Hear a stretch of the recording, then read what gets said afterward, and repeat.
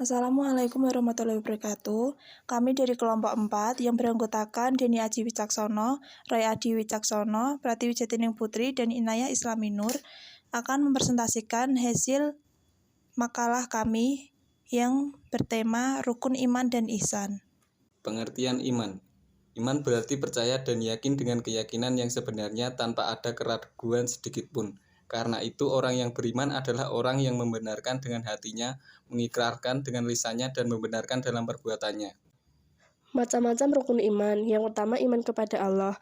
Dalam ayat pertama ini, umat muslim diminta untuk percaya dan mengimani bahwa satu-satunya Tuhan yang patut disembah hanya Allah Subhanahu wa Ta'ala.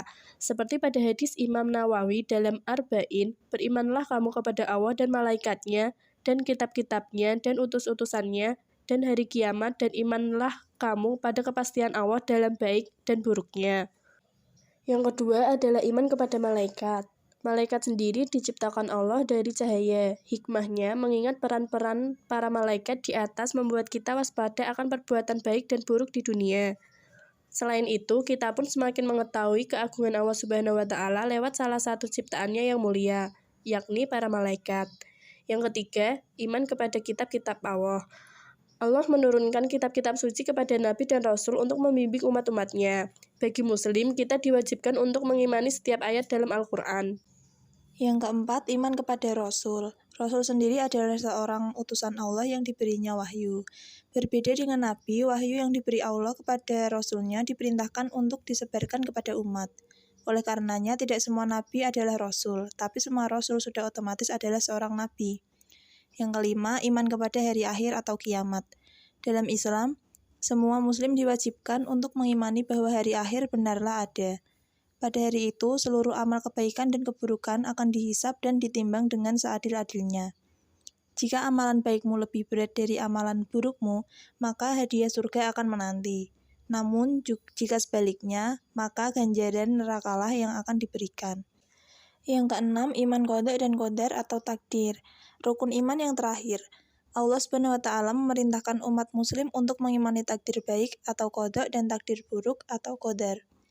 Menurut Syekh Muhammad bin Saleh Al-Utsaimin rahimahullah, qadar dalam bahasa diartikan sebagai takdir, sedangkan qada adalah hukum atau ketetapan. Pengertian ihsan. Ihsan berarti kesempurnaan atau terbaik. Dalam istilah agama Islam, ihsan berarti seseorang yang menyembah Allah seolah-olah ia melihatnya. Dan bila ia tidak mampu membayangkan melihatnya, maka orang tersebut membayangkan bahwa sesungguhnya Allah melihat afalnya. Macam-macam ihsan. Pertama, ihsan kepada Allah. Ihsan kepada Allah adalah menyembah atau beribadah dengan sebaik-baiknya dan menghindari segala larangannya. Dalam hadis Rasulullah Shallallahu Alaihi Wasallam bersabda, "Hendaklah kamu menyembah Allah seakan-akan engkau melihatnya, dan jika engkau tak dapat melihatnya, maka sesungguhnya Dia melihatmu." Ihsan kepada manusia dalam Quran surah Al-Qasas ayat 77, Allah Subhanahu wa Ta'ala berfirman, "Dan berbuat baiklah atau kepada orang lain sebagaimana Allah telah membuat baik kepadamu, dan janganlah kamu berbuat kerusakan di muka bumi. Sesungguhnya Allah tidak menyukai orang-orang yang berbuat keburukan." Dari berbagai ayat dan hadis, berbuatlah kebaikan atau ihsan kepada sesama makhluk Allah meliputi seluruh alam raya dan ciptaannya. Macam-macam ihsan. Ketiga, ihsan kepada makhluk. Ihsan ini berupa kasih sayang kepada hewan. Contohnya memberi makan, tempat tinggal, dan melindungi. Apabila menyembelih hewan, gunakanlah cara yang baik supaya tidak menyiksanya. Dalam sebuah hadis dikatakan, "Maka apabila kamu membunuh, hendaklah membunuh dengan cara yang baik. Dan jika kamu menyembelih, sembelihlah dengan cara yang baik. Dan hendaklah menajamkan pisaunya dan menyenangkan hewan sembelihnya." Hadis riwayat Muslim. Keempat, ihsan kepada alam sekitar. Manusia diciptakan sebagai khalifah di bumi. Untuk menjaga kelestarian alam, manusia sebaiknya bertanggung jawab dalam perbuatannya. Contoh tindakannya yaitu tidak membuang sampah sembarangan, menanam pohon di lahan gundul, dan kegiatan lainnya. Tingkat-tingkatan iman. Tingkatan iman pertama, ilatisu, dimiliki para malaikat. Tingkatan iman kedua, maksum, dimiliki pada Nabi dan Rasul. Tingkatan iman ketiga, makbul, dimiliki oleh Muslim. Tingkatan iman keempat, makhuf, dimiliki oleh ahli bid'ah. Tingkatan iman kelima, mardud, dimiliki oleh orang musyrik, murtad, kafir, munafik, dan sejenisnya. Tingkatan-tingkatan ihsan. Tingkatan ihsan pertama. Yang paling tinggi tingkatan dalam ihsan yaitu beribadah kepada Allah Subhanahu wa taala seolah-olah kita dapat melihatnya.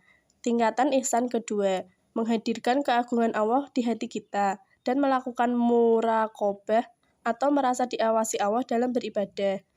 Tingkatan ihsan ketiga, beribadah bagaikan seorang pedagang, apa yang dilakukan dalam ibadahnya untuk mencari keuntungan. Hubungan antara rukun iman, Islam, dan ihsan.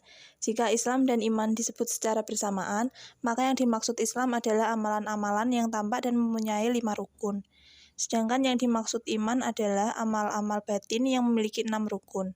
Pengertian iman, Islam, dan ihsan tersebut telah dijelaskan dalam hadis Rasulullah SAW kepada malaikat Jibril yang tengah menyerupai manusia. Iman itu bisa dikatakan sebagai landasan awal, seperti sebagai pondasi dalam keberadaan satu rumah. Sedangkan Islam merupakan entitas yang berdiri di atasnya.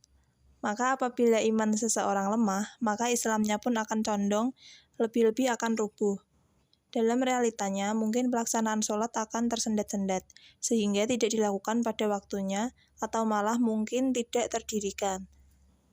Ihsan, sehingga dapat diterima olehnya, sebagaimana yang telah disebutkan di atas, kedudukan kita hanyalah sebagai hamba, budak dari Tuhan, sebisa mungkin kita bekerja, menjalankan perintahnya untuk mendapatkan perhatian dan ridhonya, disinilah hakikat dari ihsan. Dan ketiganya adalah rukun atau kerangka dasar ajaran Islam. Sekian presentasi dari kelompok kami. Apabila ada kekurangan dan salah, mohon dimaafkan. Terima kasih. Wassalamualaikum warahmatullahi wabarakatuh.